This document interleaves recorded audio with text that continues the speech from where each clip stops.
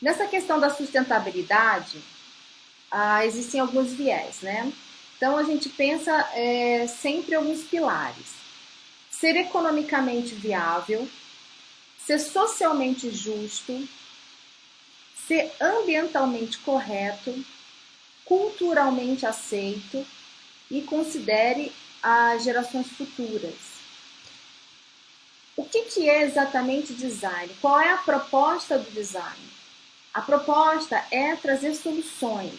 Então, a gente tem problemas, detecta eles e começa a desenvolver soluções a partir do comportamento das pessoas, a partir de uma análise de várias técnicas que os designers usam, com antropologia, com experimentações, empatia, colaboração. Então, tem várias técnicas que o design usa para propor soluções, né? E sustentabilidade, que palavra a gente poderia definir que tem muito a ver com sustentabilidade? Ao nosso ver, a gente pensa que tem a questão da longevidade. Então, a longevidade é um princípio de que a gente tudo que é sustentável tem que ser muito mais, tem que ter longevidade. Então, meu cachorro está latindo. Pode entrar, se tem alguém batendo a porta. Eu estou fazendo uma palestrinha aqui, então só vamos fazer muito barulho. Então, assim, design tem a ver com a solução. Sustentabilidade tem a ver com longevidade. Produtos que durem muito mais. Para a gente evitar o excesso de consumo e evitar também a própria reciclagem, porque se for pensar a reciclagem, ela é um novo ciclo. Então você vai usar novamente energia, vai usar novamente água, vai usar novamente recursos que vão causar impacto de qualquer forma no meio ambiente. Então sempre é um pensamento de que reduzir, reutilizar e, por último, a reciclagem, tá? Bom, o design como solução sempre é com a proposta de melhorar, trazer inovação. E a sustentabilidade com a proposta de longevidade em todo o âmbito ecológico, social e ambiental. E aí a gente tem uma fórmula mágica integrada, chama FMI. Essa fórmula mágica foi desenvolvida pelo Instituto IDDS, que é o Instituto de Design, Instituto de Desenvolvimento de Design Sustentável. Eles dizem que a solução para essa sustentabilidade é reduzir o produto, mas aumentar o lucro e multiplicar pela quantidade de consumidores. Então, é uma matemática que diz o seguinte: vamos aumentar a capacidade das pessoas terem acesso a bens e produtos, mas que eles sejam cada vez menos utilizados matérias-primas. Então, de uma forma em que seja equilibrado com a questão econômica, para que o produtor possa ter lucro, mesmo assim, mesmo reduzindo a quantidade de matérias-primas, ele ainda consiga ter lucro. Existem alguns critérios dessa questão do design sustentável. Então, em termos de minimizar o consumo de material, a gente tem aí a desmaterialização de seus produtos ou de alguns de seus componentes. Então, se você está desenvolvendo um produto e você consegue criar um projeto que vai ter menos matéria-prima nesse produto e vai ter menos componentes, então ele está dentro de critérios de design sustentável. Digitalização dos produtos ou de alguns de seus componentes. Então, são produtos que, ao invés de você você desenvolver de uma forma física, você possa desenvolver eles de uma forma digital. Miniaturização. Claro, não preciso nem dizer, né? Miniaturização praticamente reduzir o tamanho e ele ter a mesma operacionalidade, funcionalidade que um produto grande. Aí você está reduzindo também a quantidade de matéria-prima.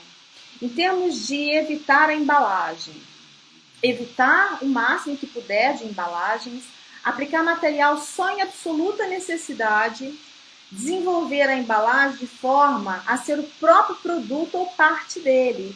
Isso é um desafio muito grande para os designers, fazer com que a própria embalagem seja parte desse produto. Em termos de consumo de energia, durante a pré-produção e a produção, está sempre ligado em quanto se gasta e sempre propondo uma série de projetos para reduzir, para otimizar esse desenvolvimento do produto em termos de consumo de energia, para sempre reduzir. Também em termos de consumo de energia, a gente coloca a questão do transporte. Então, como está sendo feito esse transporte? É um critério também de redução de energia. Minimizar as emissões tóxicas. Então, selecionar materiais não tóxicos, selecionar energias não tóxicas. Recursos biocompatíveis e renováveis. Utilizar recursos materiais renováveis, não de forma exaustiva, e energias renováveis. Otimizar o ciclo de vida do produto. Desenvolver um ciclo de vida apropriado. Então, ter menos processos, né? Quanto menos complexo for, ele acaba sendo mais sustentável. Menos etapas. Projeto confiável. Redução de componentes, eliminar o exagero. Limpar a gordura, tirar tudo que é exagero do produto, tentar fazer peças mais encaixáveis, algumas peças só. Quanto menos componentes tiver um produto, isso serve para qualquer tipo de produto, mais sustentável ele é. Facilidade, adaptabilidade e melhorias. Então, quanto mais fácil for para você a interação do usuário com esse produto, quanto mais fácil for a adaptabilidade dele, mais fácil de você ter manutenção, mais fácil de ter melhorias. Então, inclusive, mais fácil de ter manutenção menos manutenção. Então, quanto menos manutenção tiver, melhor também. Facilidade de reutilização. Então, sempre pensar na elaboração do produto também. Depois, quando ele for finalizado o seu uso, para que ele vai servir depois? O que vai ser feito com ele? Dá para reutilizar? Dá para inventar um novo produto a partir dele? Muitos outros critérios ainda podem ser estabelecidos. Sempre tem que levar em conta o bom senso com a natureza, com a economia e com a sociedade. Esses são pilares fundamentais para a questão do design sustentável. Um exemplo aí de desmaterialização é um componente que ele emite um infravermelho e ele joga na mesa um teclado.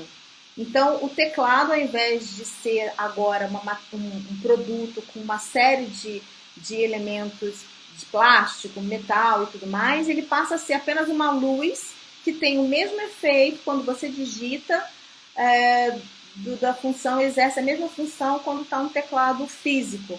Então, esse é um exemplo de desmaterialização que, no caso, deixou de existir um objeto físico para existir um objeto digital que tem a mesma funcionalidade, é inovador, atrai atenção, muito mais pessoas podem consumir. Então, entra dentro daquela fórmula mágica que eu falei antes, que quanto menos produtos, mais lucro vezes consumidores. Aí está uma imagem sobre o ciclo de vida do produto. Então, vamos lá.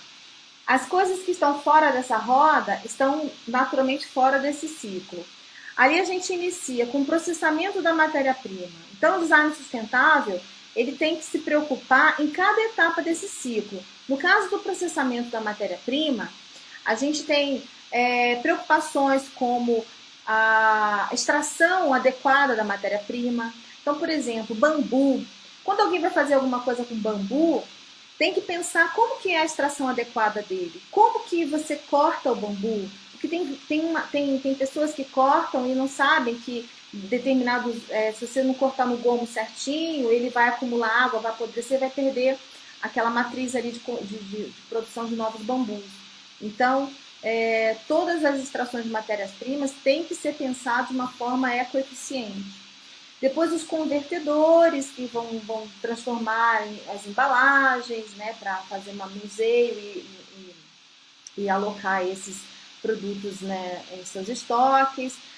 Como que é feito isso também, a redução de quantidade de matérias-primas nas embalagens, a produção do produto em si, o que consome de energia, água e por aí vai, o que se faz com essas aparas, esses insumos que ficam servem para fazer um novo produto. Eu sei que tem as empresas, por exemplo, de cerveja, elas têm, sobra um resíduo, que esse resíduo vai para outras empresas criarem aquele gostinho que tem nos alimentos do quinó, que dá sabor, e depois o que sobra definitivamente daquilo vira um produto orgânico que serve para adubo. Então você vê que é um produto que tem um ciclo inteiro completo como critério de sustentabilidade. Então não fica, não há um lixo depois desse produto, ele serve para alguma coisa, né? Pensar na distribuição. Se você consome um produto que ele vai, que ele se locomove muitos quilômetros para chegar desde o produtor até o consumidor final, não pode ser considerado um produto sustentável, porque esse produto gastou muito combustível.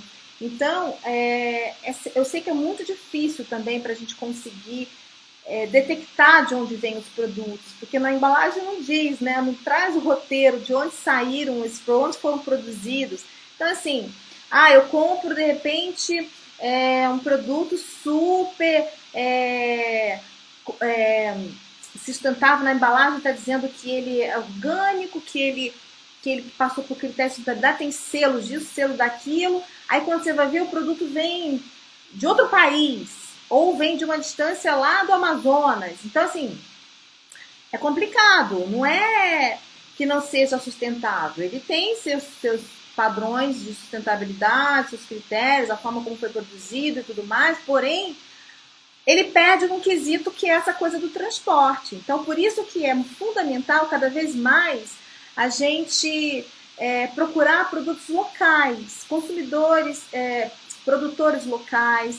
Inclusive, a questão dos orgânicos é sempre muito importante a gente incentivar a economia local, no sentido da agricultura local, da agricultura familiar, porque aí a gente incentiva também o consumo justo, né, e solidário. Então, a partir dessa questão da distribuição, depois ele tem o varejo. Então, como que ele definitivamente está sendo vendido, né, no varejo? Se você perceber nessa imagem, tem um fluxo de negócios. Então, desde quando chega no varejo até ali quando ele volta ali para processamento de matéria-prima, há um fluxo de negócios circulando por aí. Quando esse produto sai do varejo e vai para a mão do consumidor, a intenção para que seja mais sustentável é que após esse consumo, ele volte para esse ciclo, sem, na verdade, ele contornar, né, voltar para a reciclagem, porque como eu falei antes, a reciclagem é em último caso. Então, quando ele chega ali no consumidor, tem uma seta apontando para voltar, que é o reuso. Então, sempre pensar que é fundamental ter essa consciência de que temos que reduzir o consumo. Existem, inclusive, estudos que apontam que tudo que já existe no mundo até hoje é suficiente para abastecer todo mundo que existe no mundo. Claro que com exceção dos alimentos. Nós não teríamos mais necessidade alguma de produzir roupas, produtos, nenhum. Tudo que existe já está suficiente, mas a gente sempre quer inventar, quer inovar, quer criar e tudo mais. Porém, se a gente conseguir reduzir um pouco esse consumo, a gente ajuda o planeta a não ser tão explorado como ele é hoje. Então, a setinha desse ciclo, ele volta um pouquinho para o reuso, que é o segundo pensamento, né? Reduzir, reusar, reutilizar e depois reciclar. Então, se não houver nenhuma maneira de reusar esse produto, aí sim, você vai dar a volta ali no ciclo que vai para a reciclagem. E ali fora da reciclagem, mostra compostagem, incineração, aterro, lixão. São coisas que não fazem parte desse ciclo, tá? É... Mas aí eu coloco uma inquietação. Eu digo o seguinte: será mesmo que é só isso? Será mesmo que a gente tem que pensar basicamente no ciclo de vida do produto, somente na forma de produção? Será que não existem outras coisas do fator humano que a gente também tem que tomar um pouco de cuidado? Então, será que é só reciclar? Será que é só economizar energia? E aí eu coloco o seguinte: eu acho que a gente tem que começar a analisar como nós vivemos, como está esse ambiente, qual é realmente a forma que nós nos comportamos, como que a gente trata nosso lixo, como que a gente estabelece conexões com o nosso entorno, seja ele entre pessoas, entre animais, entre natureza, em outras coisas que a gente se depara no dia a dia, como a gente encara a vida, como a gente se relaciona nesse todo. Somos parte do todo, mas como que cada parte está se relacionando e como elas se relacionam no todo. Então, a gente pensar como vivemos, como estamos estabelecendo conexões e vida nesse sistema todo. E aí uma outra questão, como estamos trabalhando? Será que a gente está tendo um trabalho digno? Será que a gente está tendo condições favoráveis de trabalho? Será que estamos felizes com o nosso trabalho? Quais são as ferramentas que a gente utiliza para exercer as nossas competências? Como que está esse ambiente? É confortável? É favorável com as suas ideias? Você utiliza muitas ferramentas, são muitas informações, você não consegue acessar tudo ao mesmo tempo. E como que você processa tudo isso? Como você estuda? Como você dialoga com essas ferramentas de trabalho? Então, o design, ele tem que trazer essa inquietação, ele tem que trazer essas perguntas, tem que trazer esses questionamentos para estudar o comportamento das pessoas e produzir soluções. Porque antigamente o design ele estava muito preocupado com o produto em si, porque ele sempre foi muito ligado à indústria. E desde a época da Revolução Industrial, que o conceito taylorista e tudo mais, era de produzir, e sem pensar no ser humano. Então, hoje o design tem um novo formato, ele está preocupado com essas questões de como vivemos, como trabalhamos e como transportamos também, que foi um pouco daquilo que eu comentei. Não adianta comprar um produto dizendo que é sustentável, mas que ele vem lá da China, que ele vem lá dos Estados Unidos, que ele vem lá não sei da onde. Claro, se a gente não tiver, a gente precisa muito de determinado produto e não tem aqui, só tem lá fora, obviamente, não vamos ser radicais. Só que dá mais valor aos produtos locais, principalmente que são feitos com comunidades de comércio justo e solidário. Então, prestar muita atenção na forma de transporte.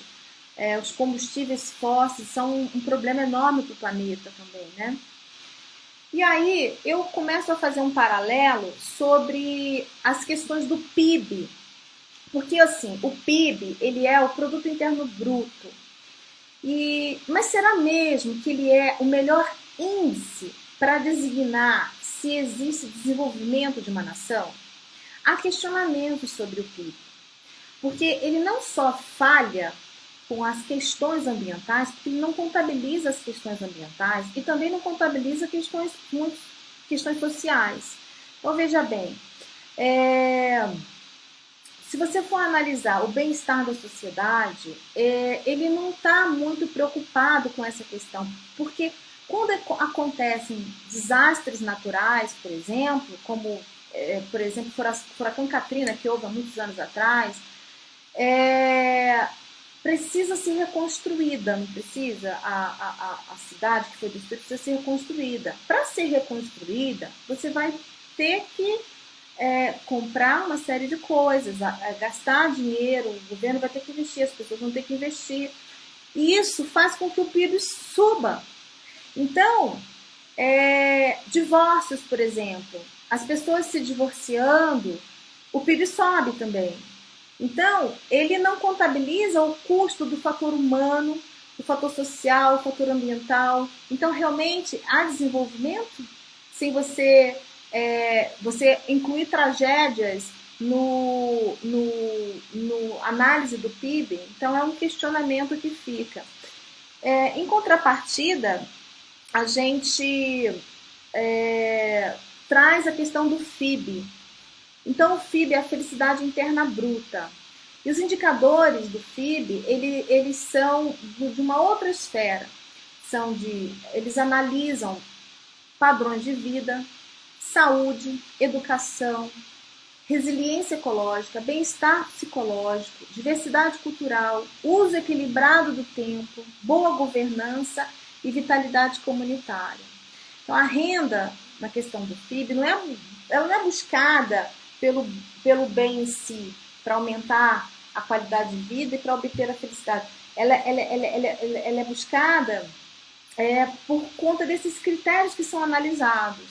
Então, é uma felicidade baseada na ética, cultivar relacionamentos entre as pessoas e a natureza, e também essa felicidade interior, né, que a pessoa tem a espiritualidade. Não só a espiritualidade no sentido religioso, mas ser uma pessoa espiritualizada, uma pessoa que tem sabedoria, que compreende a sociedade, que compreende as pessoas e sabe qual é o papel dela nesse todo.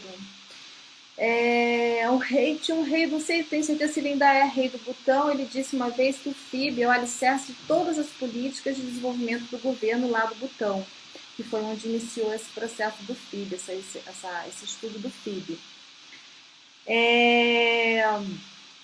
Aí eu juntei design com o FIB. Todas aquelas questões do FIB, que são critérios para analisar se uma sociedade realmente está tendo felicidade, ou seja, se ela está tendo uma qualidade de vida, se ela é feliz, e se ela consegue solucionar seus problemas, se ela consegue viver de uma forma mais adequada com o que ela almeja. Juntando, eu trago essa inquietação de como fazer design para o bem-estar. Como promover a autoestima de cada indivíduo. Quais ferramentas a gente pode inventar, ter de ideias com o design para que a gente possa trazer isso para as pessoas, para que a gente possa trazer essa valorização do ser humano.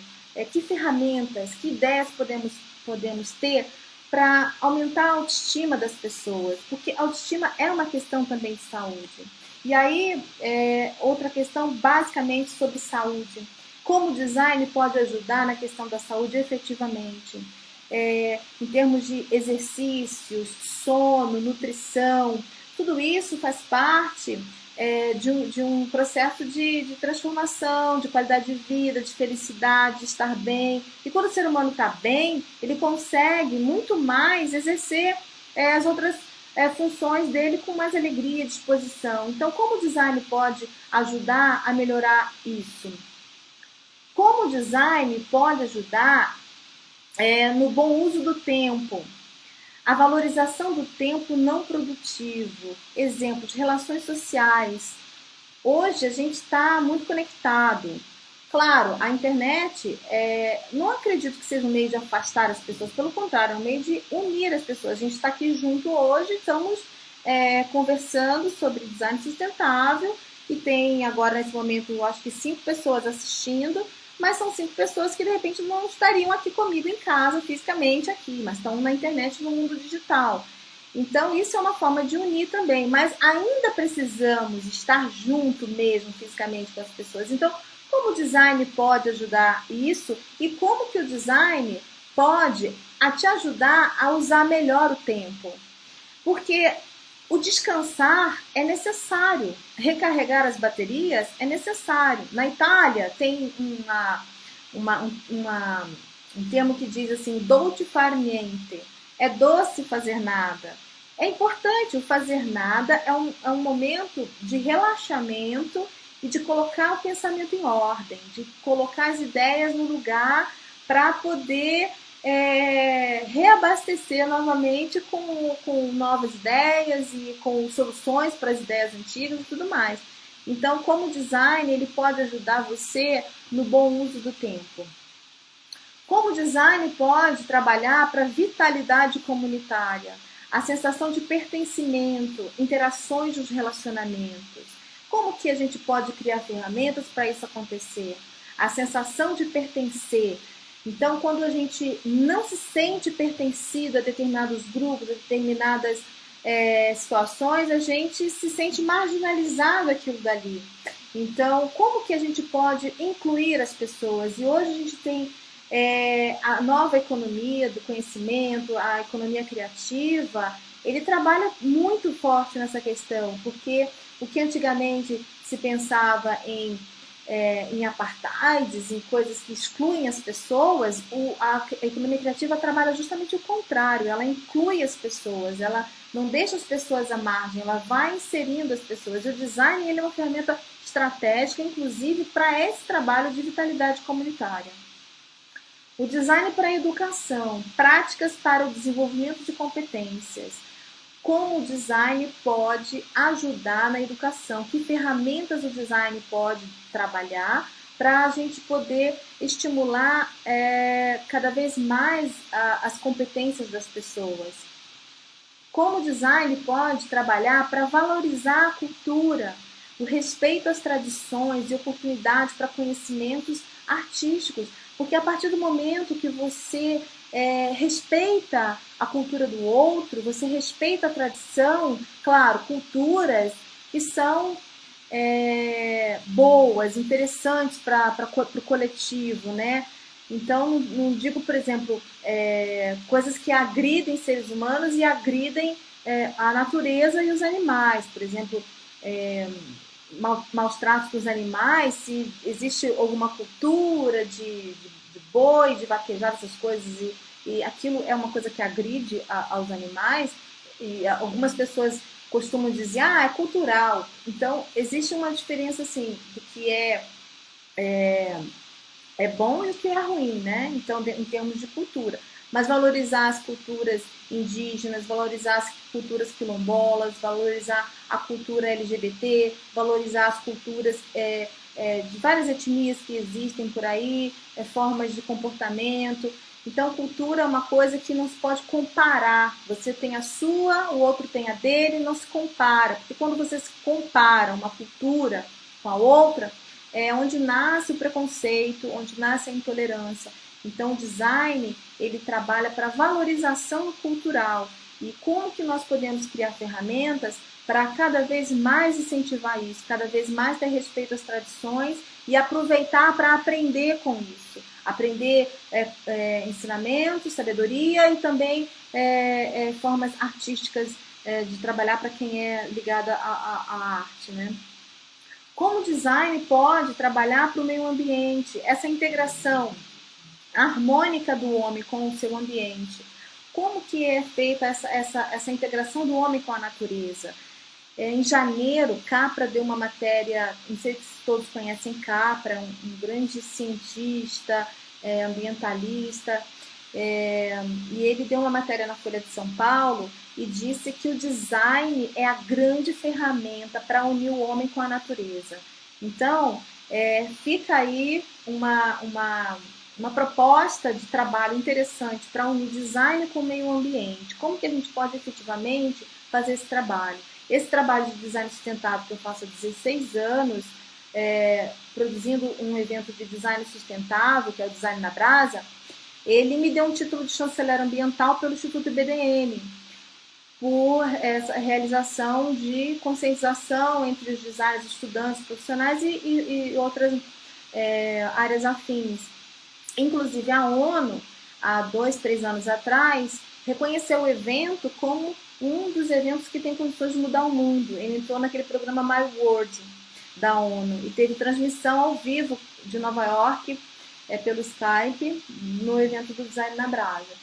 Então, essa é uma proposta também de fazer com que o design seja mais integrado ao meio ambiente. Inclusive, essa semana eu estive com o Zequinha Sarney, que é ministro do Meio Ambiente, e no conselho da Fiesp, do COSEMA, e eu levantei esse questionamento, porque quando o Ministério da Cultura colocou o design como uma das setoriais, a gente conseguiu, participei da segunda Conferência Nacional de Cultura como delegada e conseguimos aprovar em bloco várias diretrizes, inclusive de colocar design em polos em áreas degradadas, instituir design no ensino médio, fundamental e médio, e também criar critérios de design sustentável em cada etapa do ciclo de vida do produto. Mas tudo ficou no papel, a gente patinou, a regulamentação não aconteceu, e a gente sabe que precisa criar políticas públicas para o design no Brasil. O design está inserido muito diretamente na questão da economia criativa, e a gente sabe que a economia criativa hoje é o PIB mundial. Então, essa economia dos serviços é que, na verdade, gera tanta economia mundo afora. O Brasil não compreende ainda muito bem isso. No ranking dos países mais criativos do mundo, o Brasil não chega nem ao 10º. Então, assim, como que a gente pode realmente inserir design no meio ambiente? Design para governança. Quais as estratégias que a gente pode criar para políticas públicas que promovam a transparência no governo e na mídia? A mídia precisa ter responsabilidade com a verdade. Só que ela tem responsabilidade com a verdade a partir de jornalistas que são sérios. Agora, existe também um grande problema que ela trabalha com critérios de audiência. Então, a questão, por exemplo, política, ela vai trabalhar com critérios de audiência. Muitas coisas que acontecem, às vezes não são noticiadas, justamente porque a mídia acredita que não vai dar audiência. Então, como design pode ajudar a criar mecanismos de divulgação de coisas interessantes que a mídia não se interessa, mas que as pessoas, que a mídia acha que as pessoas não se interessariam, mas que realmente pode fazer muito sentido para as pessoas e ser importante.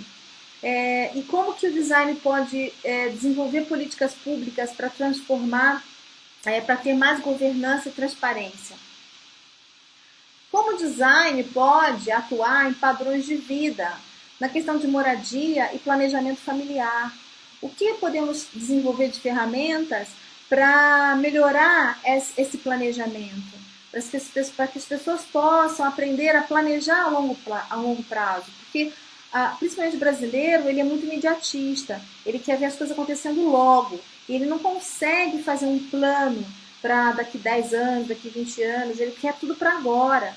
Então, como que a gente pode criar uma forma real? Claro, nossa economia varia muito, então realmente é muito mais difícil a gente planejar a longo prazo, assim, tanto assim, né? Mas a gente tem que começar a aprender a fazer esse planejamento. E que ferramentas que o design pode desenvolver para isso acontecer?